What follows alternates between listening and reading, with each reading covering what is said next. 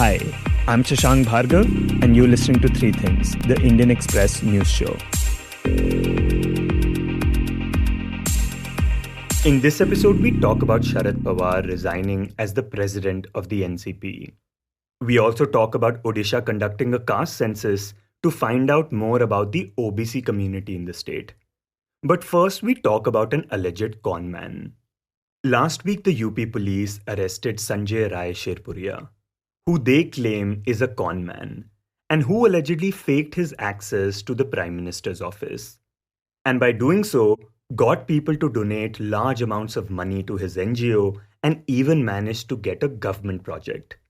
In this segment, we speak to Indian Express's Deeptiman Tiwary about Sherpuria and what the police are claiming.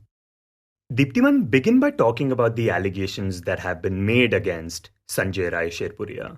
Well, the UP police in its FIR has said that it received information from intelligence agencies that this person was flaunting his connections with the Prime Minister and his cabinet ministers and the powers that be, and was using the same to cheat people. Basically saying that, any company which was in trouble with any central agency, he was promising to help them by taking money from them.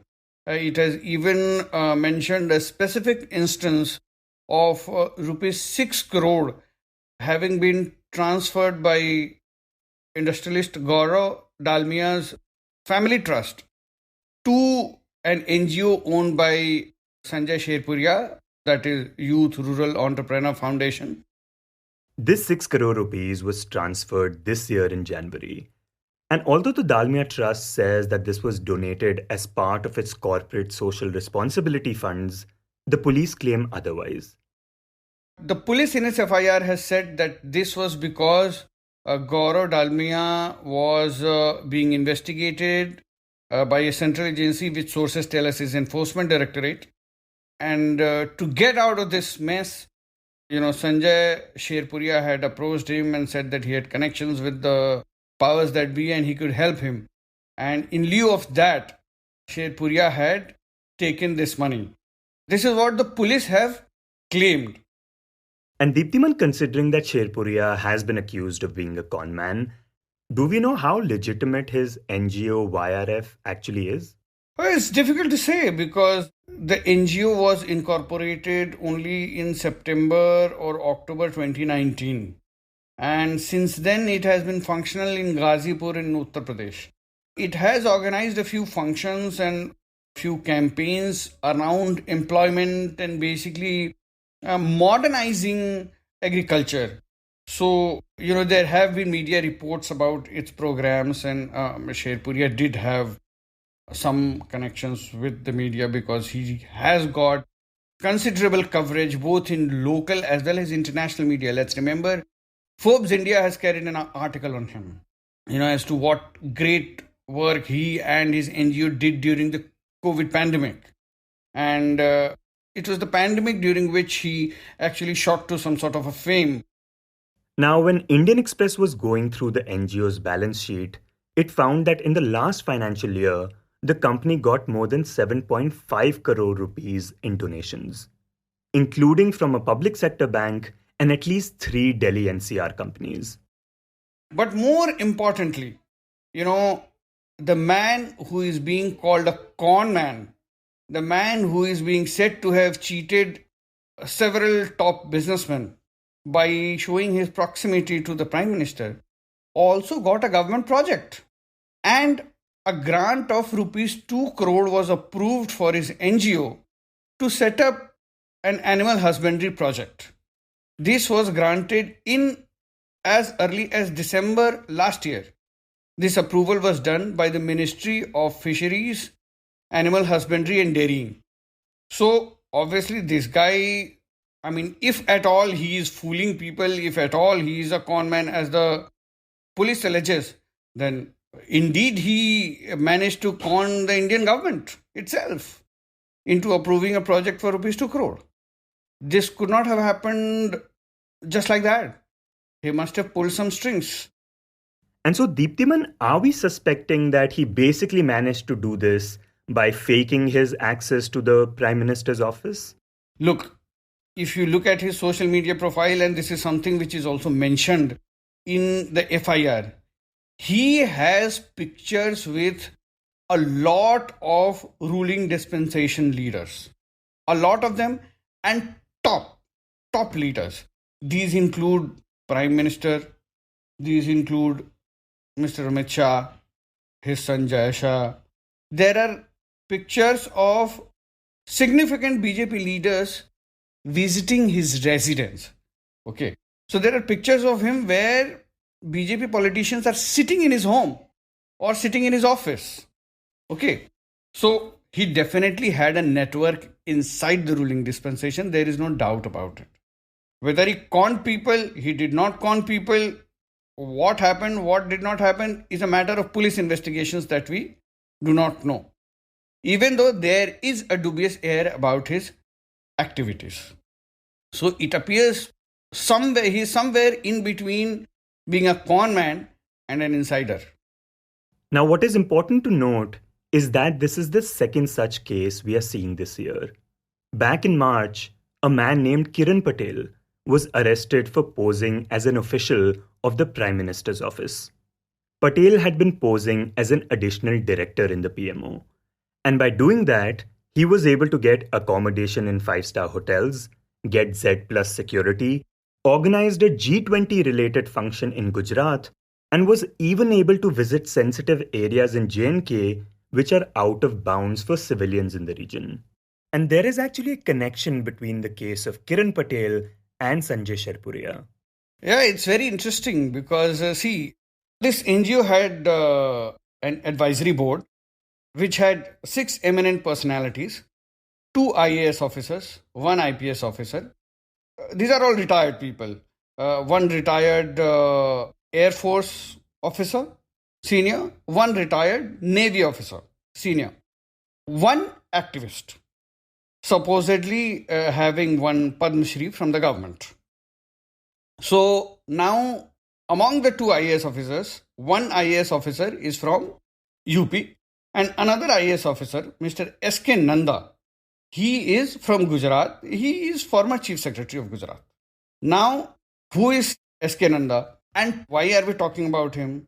Is because S.K. Nanda was also the person who helped Kiran Patel organize a G20 related conference in Gujarat. So the man who helped the conman Kiran Patel is also on the advisory board of Sherpuria's NGO. But besides this, Deeptiman also tells us about another person who is an additional director in the company. This is Pradeep Kumar Rai. And Pradeep Kumar Rai's name had last come up back in 2018 when the then CBI Special Director, in a letter, had said that Pradeep was on the list of the undesirable contact men, which is a list of dubious men maintained by the organization, though his lawyers had later denied that. But apart from allegedly being on this list, Pradeep is also a partner in a company called Nivation Ventures. Nivation Ventures was incorporated in 2017 with a registered address, Delhi Riding Club 1, Safdar Jung, New Delhi. This is exactly the same address as Sanjay Rai's office and from where Sanjay Rai operated, where all BJP leaders' pictures with Sanjay Rai are there. So it's a network which is, operating together, appears since 2017-2018. So everybody appears to be connected. In fact, Pradeep Rai Sharma also used to run a company with the son of a former CBI officer, A.K. Sharma. And A.K. Sharma, incidentally, is also part of the NGO's advisory board. And this raises a lot of questions about everyone involved, including, of course, Sherpuria himself, who Deeptiman says grew up in the city of Ghazipur in UP, but later went to Gujarat in search of a job, where he first worked as a security guard, then as a driver. It is said that during this time, he was a sharp character, intelligent man who built some sort of a social network at that time. And somehow, we don't know how it happened, but he got married into a very, very influential family. His wife, Kanchan Rai, is said to comes from a family which has a lot of social and political connections within Gujarat. Deeptiman says that both of them later started a company together, for which they took a loan of rupees 350 crore rupees from the State Bank of India. But they later defaulted on this loan, and the company is now being auctioned. There were a couple of other companies which also met the same fate. And after that, Sherpuria is said to have shifted to Delhi and Ghazipur. It is also said that he has started engaging himself more into social activities, more actively, because he has some political ambitions apart from doing whatever he does, con job or social work or whatever it later turns out to be. He had political ambitions and he wanted to make a mark for himself in his hometown, that is Ghazipur. Let's remember, Ghazipur at the moment has some sort of a political vacuum, because the tallest leader from the place from the ruling dispensation, Mr. Manoj Sinha, is now the Lieutenant Governor of Jammu and Kashmir. So obviously it appears that politically he saw for himself an opportunity in Ghazipur, and he started to try and fill the gap. In fact, Indian Express even found out that Sherpuria lent 25 lakh rupees to Manoj Sinha right before the 2019 Lok Sabha elections. So it's not an out and out con job as it appears. This was a person who was very well connected. This was a person who had access to at least very, very known figures of the BJP and was probably friends with some of them. Something, it appears, has gone wrong, or maybe the leaders at a very later stage realized that this guy was not a very simple social entrepreneur or social worker or political figure, but this guy was a con man and was cheating people, and so an action had to be taken. Deeptiman says that people in the BJP and even in the RSS have known him for a long time. For example, Sherpuria has published more than half a dozen books, and 2 of them have been released by the RSS chief Mohan Bhagwat in prominent functions. And you have pictures of VHP chief meeting him, you have pictures of Delhi Prant Pracharak meeting him, you have pictures of all kinds of big RSS leaders and VHP leaders meeting him. So yes, this guy is sort of maybe flaunting all these connections that he built to probably cheat people and tell them that he can help them with central agencies. Or there could be another story. It's a matter of investigation. We don't know. He says the fact that we have had 2 con men just this year faking their access to the PMO office exposes the centralization of power in the government, where people are not aware of how the power works actually. Okay. People believe that the only way any work can get done is through the Prime Minister. So anyone who flaunts his connection with the Prime Minister becomes a very important person, and people start to take him seriously. And Deeptiman says that this is a sign of institutional weakness. Or there are unscrupulous people who think that PMO can get something done unscrupulously, which is a worse articulation of the situation. So, one is that. 2, we are living in a time where we are seeing that a lot of unscrupulous people are suddenly holding India's flag by showing patriotism, by showing loyalty to the ruling dispensation's ideology. They think that they can get away with things. Now, this is a very serious concern that all the scoundrels start saying Bharat Mata Ki Jai and holding the Tiranga and then walk away with their crimes is not something that the government will be very comfortable with. So, good that it has acted against Kiran Patel, good that it has acted against Sanjay Sherpuria, but it needs to catch this trend where it appears that this is a very sellable item, that once you hold the India's national flag, once you say Bharat Mata Ki Jai, once you say Jai Shri Ram, people think that they can operate their unscrupulous activities with impunity. This is something that the center needs to set an example with and deal with harshly, and also see who are the other players who are already roaming around. We have only caught two guys.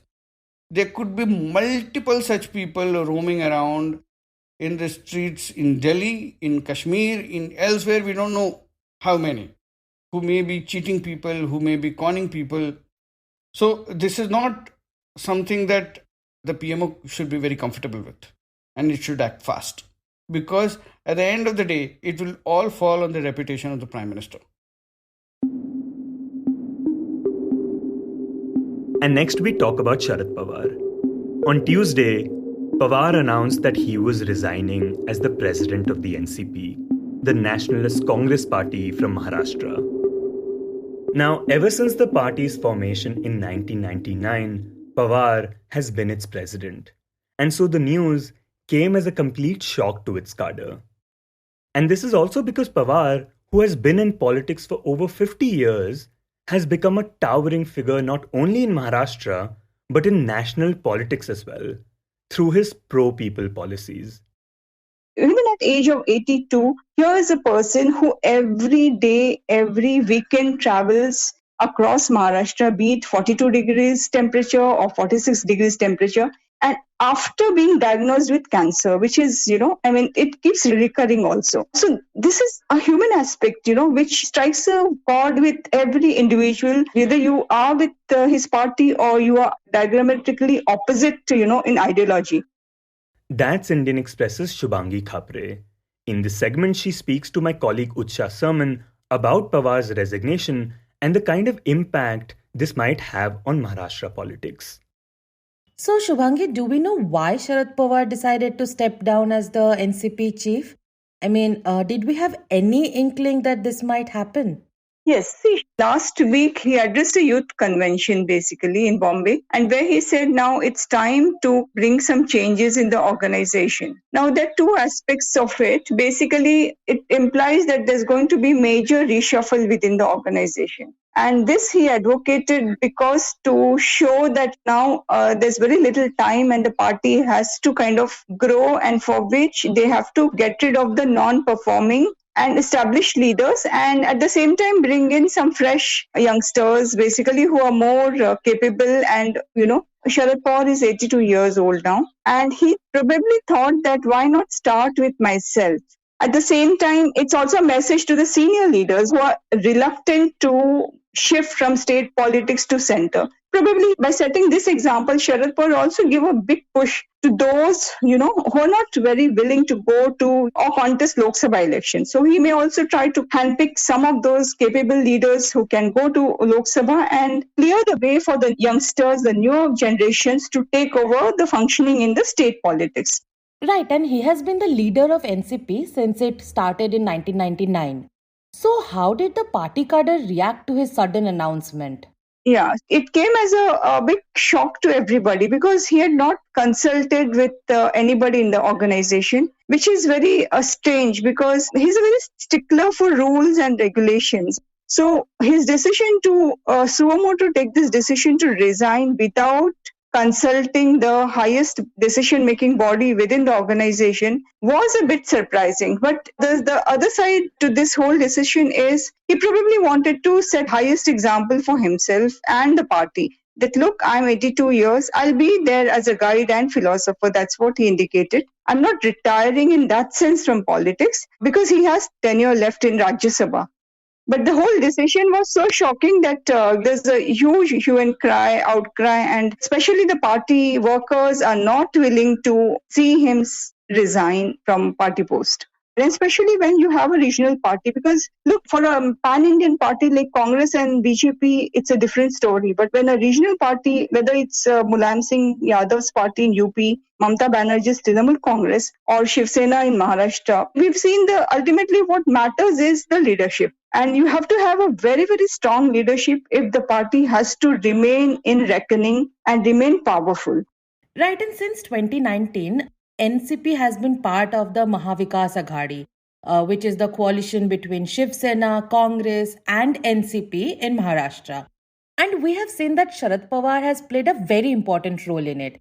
So can you tell us what his absence will mean for these parties now? Yes. See, his absence at the helm as an NCP party president will make a lot of difference, because in his absence, if the reins are transferred to, say, second rung leadership in the NCP, we are not sure which direction they will take. And it also depends on who takes the charge. As is an arrangement done in Congress, where Sonia Gandhi remains the chairperson of the Congress and the party presidentship is with Mallikarjun Kharge. If that kind of arrangement is done in NCP, then yes, then it will not have any impact on opposition, or it will not have any impact on Mahavikas Aghadi, because then Sharad Pawar's words will be last and final. And I think some sort of arrangement that will have to happen, because I don't think the party cadre is right now ready to see a NCP in his absence in that sense. But as far as Pawar is concerned, he's out and out very clear that there has to be a very, very strong opposition of like-minded forces to fight the BJP in 2024 elections, both at center and state. And in Maharashtra, he has already rolled that experiment with bringing Shiv Sena, led by Uddhav Thackeray, and Congress and NCP together. Now, whether the second in command, whoever takes the charge, whether they would want to pursue the same policy remains a question mark. But if Pawar remains at the helm, then yes, he can still drive the party in that direction. Right, and Shubhangi, you have written that Pawar is also known for being fluid in his decisions and in his politics. And this announcement may raise concerns among some of his peers. Could you tell us more about that? Yes. See, because even BJP, if you see the reaction yesterday, they were very guarded, very cautious. That's a mystery and enigma of Sharad Pawar. I mean, even a party like BJP, who is number one in Maharashtra with 105 seats out of 288, or absolute majority at center, they are very, very cautious not to make any statement against Sharad Pawar, because they know any slip of tongue, any adverse remark would kind of trigger a kind of reaction, because people are still sympathetic towards him, because see, the people are not worried whether NCP is a regional party or has lost a national status. In a public mind, Sharad Pawar comes across as a very tall leader. Even his bitter critics admire him for this kind of trait in him, that he's always on his toes, always working in amidst the people, so that they have to be very careful. Now, the thing about his flexibility, he has been a very flexible when it comes to politics, because if you look at 2014 elections, BJP in Maharashtra won 122 seats and they were short of few seats because the magic figure was 145. And Sharad Pawar's suo moto came and said that, yes, we don't have any problem, we will support you. And he said, we will not join your government, but we'll support you, so that there's stability in the state. We don't want to go for next elections now immediately. Now, that came as a big, big surprise, because here is a party which believes in secularism, and without seeking a support, he has given a support to BJP. And all keeping in mind the stability of Maharashtra. But in doing so, he was very clever to ensure that, the differences between BJP and Shiv Sena are widened. See, that's Sharad Pawar, His every action is not confined to just one development. It has kind of multiple impacts, multiple effects, and long-lasting effects.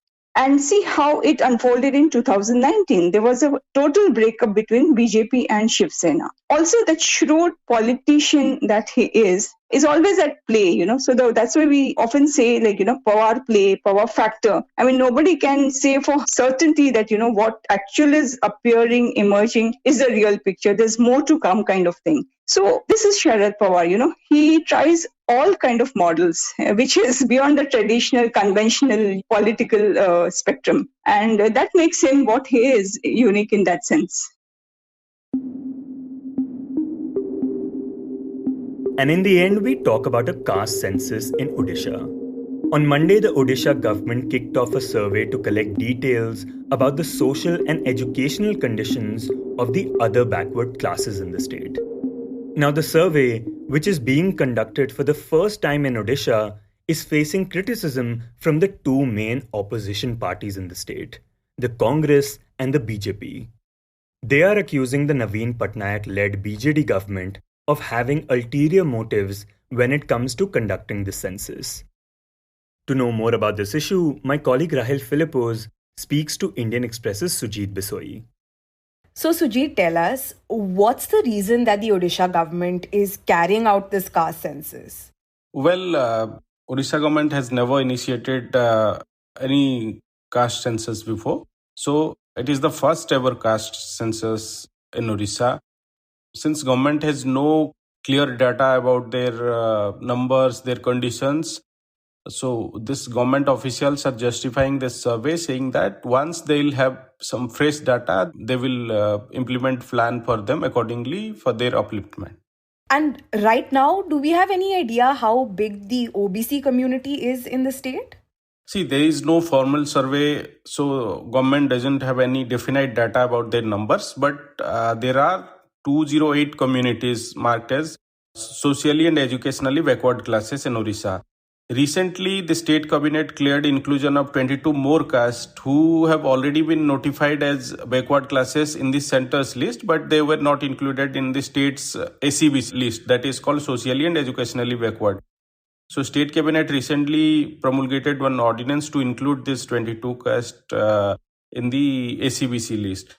And as far as official sources are concerned, they are saying that their numbers will be around 54%. They could comprise the highest number of caste in Odisha actually. And so Odisha State Commission for Backward Classes is conducting this survey with the help of state administration. Right. And this caste census has become a pretty important issue for the Odisha government, right? Could you talk about why that's the case? See, before 2021 general census, Odisha government had passed a resolution urging the center to carry out this caste census along with the general census. So, since Odisha did not get a positive response from the center, it formed the Odisha State Commission for Backward Classes, headed by one retired judge of the Odisha High Court, then amended the OSCBC law, empowering this commission to carry out the survey on its own. Right. And like you mentioned earlier, according to unofficial figures, the other backward classes likely form 54% of Odisha's population. Now, considering that the assembly polls in the state are just a year away, this demographic could become significant, right? Well, elections in Odisha, unlike other North Indian states, are not fought on the basis of religion or caste metrics. But since past 3-4 years, there are quite changes in the scenario. Since BJP, which is the main opposition party, is owing the backward classes central, they are trying to garner support of the backward classes centrally, including in Odisha. Especially if we can give some examples like Union Minister Dharmendra Pradhan, who is the most prominent face of BJP in Odisha, he belongs to backward classes. Then recently BJP appointed new president for the Odisha unit, who is also from the backward classes. So keeping that in mind, maybe BJD is apprehending that BJP is likely to play this backward classes in Odisha. Probably that could be the reason as to why BJD is trying to gain their support as well. And Sujit, how have the opposition parties, the Congress and the BJP, reacted to the caste census in the state? See, Congress though they have as usual reaction like state has neglected this OBC. But as far as BJP is concerned, they are on attacking mode on the state Navin Patnaik government, because Odisha has been giving only 11.25% of quota in jobs to the backward classes. So there is no quota for them in education for the backward classes. But yes, that is why they are saying that why these backward classes are depriving from giving their due quotas in accordance with the Mandal Commission, that is 27%. So they are saying that the Navin Patnaik government is doing this survey only to garner support of the backward classes, keeping in mind the 2024 elections. You were listening to Three Things by the Indian Express. Today's show was edited and mixed by Abhishek Kumar and produced by Utsa, Sarmin, Rahel, Philipose and me, Shashank Bhargava. If you like the show, then do subscribe to us wherever you get your podcasts. You can also recommend the show to someone you think will like it. Share it with a friend or someone in your family. It's the best way for people to get to know about us. You can also tweet us at Express Audio and write to us at podcast@indianexpress.com.